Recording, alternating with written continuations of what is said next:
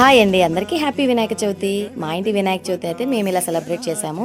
ముందుగా వినాయకుడిని చక్కగా అలంకరించుకుని తర్వాత పసుపు వినాయకుడిని చేసి ఆ వినాయకుడిని పూజించుకున్న తర్వాత పూజ స్టార్ట్ చేశాను.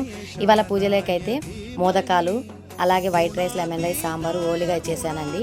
అలాగే కొన్ని ఫ్రూట్స్, స్వీట్స్ అన్నీ పెట్టేసుకొని పూజలో అయితే నేను పూజ అయితే కంప్లీట్ చేశానండి. అలాగే పిల్లలు కూడా ఇక్కడ బుక్స్ అయితే పెట్టారు పూజలోకి. అన్నీ ఇలా దేవుడికి సమర్పించుకొని ప్రశాంతంగా అయితే పూజ కంప్లీట్ చేసేసాను. ఇక్కడైతే వినాయకుడి బొడ్లో 5 రూపీస్ కాయిన్ ఉంది కదండి, ఈ కాయిన్ వినాయకుడిని నిమజ్జనానికి ఇచ్చిన తర్వాత మన ఇంటి ఆడపడుచుకి ఇస్తే చాలా మంచిది. ఇలా అయితే మా ఇంటి వినాయక చవితిని మేము సెలబ్రేట్ చేసుకున్నాము. ముందుగా చెప్పేది ఏంటంటే, చవితి రోజు వచ్చే చందమామని అస్సలు చూడొద్దండి. వినాయక చవితి రోజు అలా చూస్తే అపనిందల పాలైపోయి చాలా అవమానాలు పడతారని మన పురాణాలు చెప్తున్నాయి. ఎందుకు ఏమిటి అని అడగద్దండి, అది చాలా పెద్ద కథ అనమాట. వీడియో నచ్చితే ఒక చిన్న లైక్ చేసి, షేర్ చేసి మన ఛానల్ని సబ్స్క్రైబ్ చేసి సపోర్ట్ చేయండి.